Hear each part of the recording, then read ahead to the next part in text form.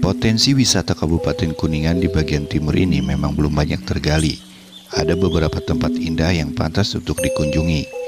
Salah satunya adalah lokasi bernama Cadas Gantung yang berada di Desa Citundun, Kecamatan Jiwaru, Kabupaten Kuningan, Jawa Barat. Oke teman-teman, kali ini saya dan teman saya, Kucai, akan berkunjung ke Cadas Gantung ya.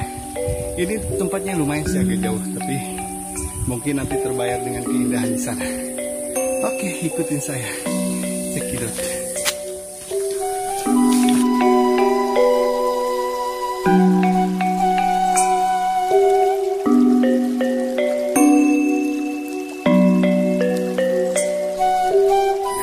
Kita akan menuju ke Cadas Gantung. Yang baru pertama nih saya menginjakkan kaki ke sini. Perjalanannya yang sangat jauh sekali, namun mudah-mudahan nanti di atas terbayar dengan keindahan yang begitu asik sekali. Oke, kita kembali lagi ke perjalanan kita masih jauh. Cekidot. Di perjalanan kita menemukan sebuah buah yang aneh. Namanya buah apa, Bung? Buah karayar katanya, nama Simak yang tadi di situ yang lagi mengambil ranting. Katanya ini buah karayar, bro. Oh gitu ya. Nggak boleh dimakan, kalau dimakan nanti beracun. Oh gitu. Oke. Kita lanjutkan perjalanan.